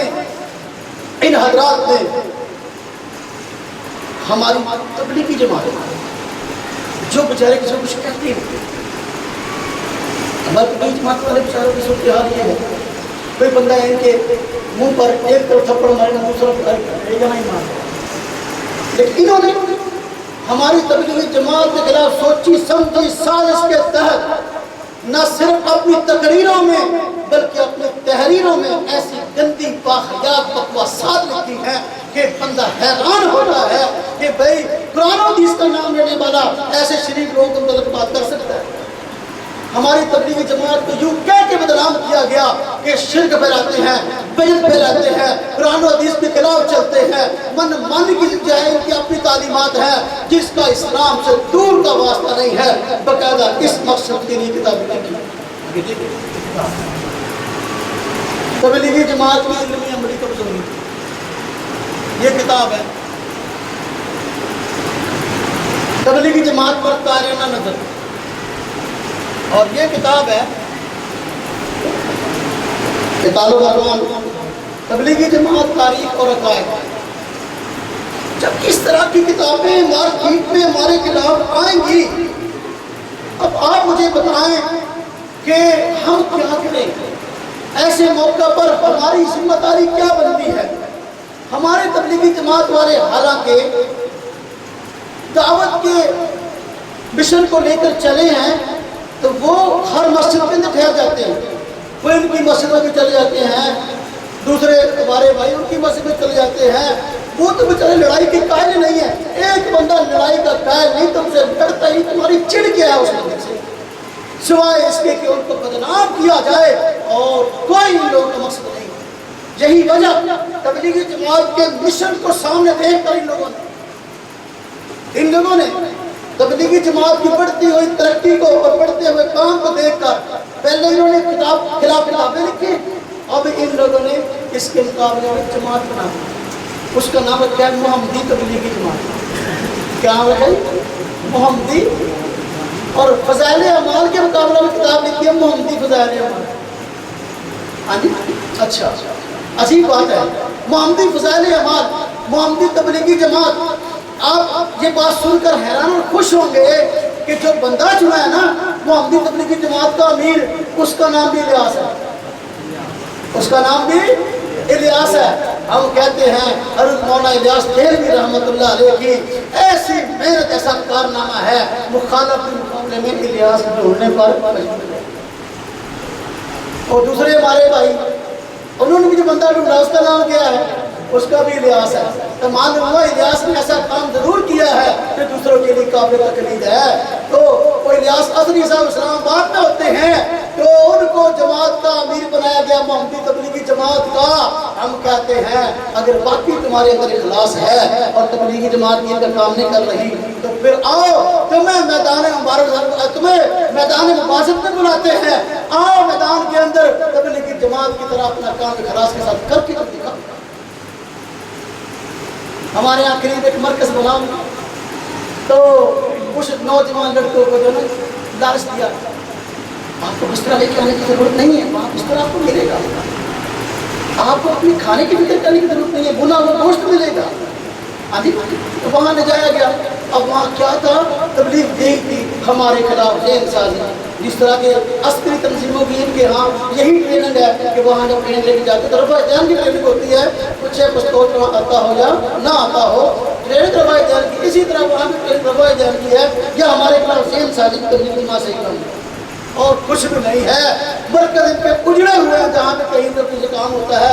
الحمدللہ ہماری جماعت کا نہ کوئی چندہ سسٹم، نہ کوئی قربانی کی کھانے، نہ کوئی گلے لگے ہوئے، اور نہ ہی جو ہے الحمدللہ ہماری تبلیغی جماعت نے کسی قسم کا کوئی اس طرح کام کیا کہ فنڈ سسٹم ہو، بلکہ اپنی جان، اپنا مال، اپنا وقت لگاتے ہیں۔ اللہ پاک ان کے اخلاص کی وجہ سے پوری دنیا میں اس کام کو چلتا ہے۔ کتنے انداز ہے بدنام کرنے کے؟ 7واں انداز، بدنام کرنے کا 7واں انداز، کس طریقے سے ان کو بدنام کرنا ہے۔ تو 7واں طریقہ اختیار کیا گیا کہ چونکہ ہمارے ساتھ ان لوگوں کا جو بحثے کا طریقہ ہے وہ یہ ہے کہ یہ حضرات کہتے ہیں کہ ہمارے پاس حدیثیں ہیں، ان کے پاس حدیثیں نہیں ہیں۔ عموماً چونکہ ہمارے ساتھی زیادہ مطالعہ کرتے نہیں ہیں، اس لیے ان کو حدیث آتی ہوتی ہے، ہمارے بندے کو حدیث آتی نہیں ہوتی، تو حق کرتے ہیں۔ اگر کوئی بندہ ہمارا حدیث سنائی ہے تو فوراً کہتے تیری حدیث صحیح ہے، تیری حدیث۔ اب ہمارے خلاف پراپگنڈا یہ کیا گیا کہ ہر تقریر بیان میں یہ پراپگنڈا سازش کہ بھائی ان کے پاس صحیح حدیثیں ہیں ہی نہیں، یہ تو چلتے ہی صحیح حدیثوں اور مان کر حدیثوں پر ہے، ان کے پاس صحیح حدیث نام کی چیز نہیں۔ اور جب ہم نے درائع دینے شروع کیے، ہم نے کہا کہ تم اس کتاب کی بات کرتے ہو، جس کتاب سے تم دلیل پیش کرو گے ہم اسی سے پیش کریں گے، آؤ میدان میں۔ تو آؤ ابو داؤد اٹھاؤ، ہم بھی ابو داؤد سے دلیل پیش کرتے ہیں، نسائی اٹھاؤ، ہم نسائی سے بات کرتے ہیں، ابن ماجہ اٹھاؤ، اس سے بات کرتے ہیں، آپ جو ہے اپنا اور حدیث کتاب لے ہم اسی سے حدیث دکھاتے ہیں۔ آپ انہوں نے کیا کیا؟ سوچی سمجھی سازش کے تحت حدیث کی کتابوں پر ایک تو ترجمہ، تشریح، تعلیق کے عنوان سے نشتر چلانا شروع کیے کہ جو حدیثیں ہماری دلیل بنتی تھی ان کے نیچے لکھی گئی، حدیث کی کتابیں شائع کر رہے ہیں، اور تخریج و تعلیق کے نام پر نیچے جو ہماری دلیل بنتی تھی حدیثیں، ایک تو یہ کام کیا تو ان کو ضعیف لکھ دیا، نمبر 2 یہ کیا کہ بہت ساری کتابوں میں یہاں تک تجل و فریب کیا کہ جن مسائل پر ان کے پاس صحیح حدیثیں موجود نہیں تھی اور صحیح حدیثیں تھی وہ انہوں نے ایک کتاب سے اٹھا کر دوسری کتاب میں ڈال دیا۔ جس طرح کے سینے پہ ہاتھ باندھنے کی حدیث ہے. اب عموماً ہم کہتے ہیں بھی سیاستہ میں دکھاؤ، جبکہ ہمارے پاس جو ہے سیاستہ میں سنن ابی داؤد کے اندر جو ہے وہ ناف کے نیچے ہاتھ باندھنے کی حدیث موجود ہے. یہ لاجواب ہوتے تھے. امام ابو داؤد کا ایک رسالہ ہے مراسیل ابو داؤد، سنن ابی داؤد میں شامل نہیں ہے، تو اس میں مرسل حدیثیں ہیں. مرسل حدیثیں کیا ضعیف ہوتی ہے؟ اس میں ایک مرسل حدیث تھی سینے پہ ہاتھ باندھنے کی ضعیف حدیث جو ہے. اب انہوں نے وہ حدیث مراسیل ابو داؤد سے اٹھائی اور سنن ابو داؤد چھاپ دی اس کے مطابق، تاکہ ہم پر کو کہہ سکیں کہ ہماری بھی دینا حدیث سنن ابو داؤد یہ تو کارنامہ ہے. حدیث کے خلاف یہ سازش کی گئی اور ہمارے خلاف ہم بھڑکانے کا لوگ طرز اختیار کیا گیا. ایک یہ کیا گیا، دوسرا یہ کیا کہ انہوں نے حدیث کی کتابوں کا دو ٹکڑے کر دیے. حدیث کی کتابوں کے دو ٹکڑے کر دیے. محدثین نے سینکڑوں میل کا دوسرے ممالک تک کا سفر کر کے جو کتابیں لکھی تھی، آج تک جو حدیث کی کتابیں پڑھائی جاتی تھی، انہوں نے حدیث پر محنت کے نام سے ان حدیث کی کتابوں کے ٹکڑے کر کے دو حصے شائع کر دیے اور ایک حصے کو اپنے خیال کے مطابق صحیح کے نام سے چھاپ دیا، دوسرے کو ضعیف کے نام سے چھاپ دیا. اب سنن ابی داؤد کے دو حصے کر دیے، صحیح ابو داؤد، ضعیف ابو داؤد. ابن ماجہ کے دو حصے کر دیے، صحیح ابن ماجہ، ضعیف ابن ماجہ. نسائی کے دو حصے چھاپ دیے، ضعیف نسائی، صحیح نسائی. اور اسی طرح جو ہے ترمذی کے دو حصے چھاپ دیے، صحیح ترمذی، ضعیف ترمذی. یہ حدیث کی خدمت ہے. محدثین جنہوں نے یہ کتابیں لکھی اور یہ حدیثیں کسی نہ کسی درجے میں معمول بہا چلی جاتی تھی اور محدثین اس پر تحقیقات پیش کرتے آ رہے تھے. کسی نے آج تک اس طرح کا کارنامہ انجام نہیں دیا جو انہوں نے سازش کی. حدیث کی کتابوں کے خلاف نام حدیث ہے، عنوان حدیث کا ہے، لیکن حدیث کے عنوان سے انکار حدیث کا دفعہ پڑا. یا تو کہتے تمہاری حدیث صحیح. اب جو حدیثیں صحیحہ ہماری دلیل تھی نا، وہ ضعیف حدیثوں کی لسٹ میں چھاپ، ابن ماجہ ضعیف میں، ابو داؤد ضعیف میں، نسائی ضعیف میں، اس کے اندر جو ہے یہ حدیثیں چھاپ دی. جی آخری بات اس حوالے سے کہ بدنام کرنے کا یہ بھی ایک انداز سامنے آیا. ہمیں بدنام کرنے کا 8واں انداز، بدنام کرنے کا 8واں انداز یہ سامنے آیا کہ ان لوگوں نے سعودی حکمرانوں کے پاس جا کر، سعودی حکومت کے پاس جا کر، وہاں کے مفتیان کرام کے پاس جا کر وہی احمد خان والا کام کیا. ہمارے اکابر کی جو کتابیں تھیں ان کے عبارت کو توڑ مروڑ کر پیش کیا اور ان سے جا کر ہمارے خلاف جہت کیا. اب وہ کہتا کتاب شاعر کی دیکھیے یہ جو کتاب ہے یہاں پڑھی ہے، اس کتاب یہ طالب الرحمان کی عربی زبان میں چھپی تو یہ وہاں تقسیم کی گئی. ہماری تفسیر وہاں چھپتی تھی، تفسیر عثمانی. جو لوگ حج کر کے آتے تھے ان کو بطور ہدیہ اور گفٹ کے ملتی تھی. ان لوگوں نے چگلی کر کے، جھوٹ بول کے، وہاں فراڈ کر کے تفسیر عثمانی کے خلاف جو ہے وہ طرح طرح کی تفسیر عثمانی اردو میں تھی. وہ لوگ عربی ہیں، وہ اردو سمجھتے نہیں ہیں. ان کے جو ترجمان بیٹھے ہیں لقمان سلفی جیسے، وہ غیر مقلد ہیں، تو انڈیا کے یا پاکستان کے وہ جھوٹ بولنے کے آتی ہیں. انہوں نے وہاں جھوٹ بول کر ہمارے خلاف جو ہے سعودی حکمرانوں کے علماء کے ذہن خراب کر دیے کہ جو ہے یہ لوگ جو ہے یہ تو سیدھے شرک کر رہے ہیں. جہاں ہمارے اکابر کے ساتھ چائے پیتے، کھانے کھاتے، دعوتیں اڑاتے ہیں سال نہیں ذہن جیسے، لیکن وہاں جا کے احناف کلہم مشرکون، آدمی سارے کے سارے دربار کو تصویریں کھینچ کر لیا کہ دیکھو یہاں سجدے ہو رہے ہیں، یہ سب دیکھ کسی ایک انداز سے بدنام کیا گیا تو ہم کب بتائیں. میرے بھائی، میرے دوستوں، میرے عزیزوں، ہم اللہ پاک نے ہمارا چناؤ کیا، ہمارا انتخاب کیا کہ اللہ تعالیٰ نے ہمیں اس کام کے لیے چنا ہے کہ ہم نے لوگوں کا دین بتانا ہے اور صحیح دین بتانا ہے، دین کا دفاع کرنا ہے. اگر یہ ہماری ذمہ داری ہے اور ہم اس ذمہ داری کو ادا کریں گے تو ہمارے خلاف سازشیں بھی ہوں گی، ہمارے خلاف پراپیگنڈے بھی ہوں گے اور ہمارے خلاف اور طرح طرح کے معاملات پیش آئیں گے. اگر ہم اہل حق ہیں تو حضور نبی پاک نے فرمایا کہ یہ تو کام ہوگا. جب یہ ہوگا یا اپنے آپ کو اہل حق کروانا چھوڑ دے یا پھر میرے بھائیوں اس کام کو سمجھے. ہم نہیں کہتے کہ آپ میرے بال پکڑ لیں، ہم نہیں کہتے جلاؤ گراؤ کریں. ہماری جماعت پوری دنیا میں کام کر رہی ہے، یہ اللہ کا شکر ہے. یہ واحد وہ جماعت ہے جو پوری دنیا میں کام کر رہی ہے، لیکن اس کے باوجود کہ پوری دنیا میں کام کر رہے ہیں نہ ہمارا ان پر پوری دنیا میں کوئی کیس ہے، نہ ان کا ہمارے پر پوری دنیا میں کوئی کیس ہے۔ اس سے زیادہ اعتدال جلدی کوئی نہیں کیوں؟ ہاں جی، ہم کام کر رہے ہیں، ہمارا کام علمی ہے، ہم کسی کو بڑھانا نہیں چاہتے، ہم کہتے ہیں شاید مطالعہ کریں، اپنے دلائل کو سیکھیں، اور آپ سے بندہ مسئلہ پوچھتا ہے اس کو تسلی کروانے والے بن جائے۔ جہاں تک ہم آپ کو بات کہتے ہیں، ہم یہ نہیں کہتے کہ ہر بندہ ہماری جماعت میں شامل ہو جائے۔ ہماری جماعت کوئی پولیس ساتھی نہیں ہے، نہ ہماری جماعت کا چندہ سسٹم ہے، نہ کوئی ایسی چیز ہے، ایسا مسئلہ نہیں ہے۔ ہم چاہتے ہیں بلکہ ہمارا نظریہ یہ ہے پوری دنیا میں جو آدمی جہاں بھی جس رتبے کام کر رہا ہے وہ ہمارا کام کر رہا ہے، وہ ہمارا ہی کام ہے، چاہے کوئی نادرہ پڑھا رہا ہے، چاہے کوئی حفظ کرا رہا ہے، چاہے کوئی حدیث پڑھا رہا ہے، چاہے کوئی اور خطابت ہے، ہم سارے کام ہمارے ہیں۔ تو اس کے ساتھ ساتھ یہ کام بھی پھر ہم سب کا مشترکہ ہونا چاہیے کہ بھائی صحیح نظریہ کو لوگوں کے سامنے پیش کرنا اور صحیح نظریات پر جو اعتراضات ہیں ان کے جوابات دیں۔ ایک بندہ مجھے کہنے لگا کہ آج دن کا جو آپ لوگوں کی دوڑ ہے کہ اس کے پیچھے ہے کیا، مقصد کیا ہے، آپ بیان کریں۔ میں نے کہا 2 لفظوں میں میں اپنا مقصد آپ کے سامنے بیان کر دیتا ہوں۔ 2 لفظوں میں ہمارا مقصد، ہمارا ایجنڈا، ہمارا مشن یہ ہے اہل سنت والجماعت کے صحیح نظریات کو دوسروں کے سامنے پیش کرنا اور ان پر ہونے والے اعتراضات کے جواب دینا، یہ ہمارا ایجنڈا ہے۔ صحیح اسلام کو دوسروں کے سامنے پیش کرنا، اسلام پر ہونے والے اعتراضات کے جواب دینا، یہ ایجنڈا ہے۔ اگر کسی کو اس سے اختلاف ہے ٹھیک ہے، وہ نہ چلے ہمارے ساتھ، نہ کام کرے۔ اللہ تبارک و تعالیٰ ہم سب کو اپنی ذمہ داری کو سمجھ کر اس کو نبھانے کی توفیق عطا فرمائے۔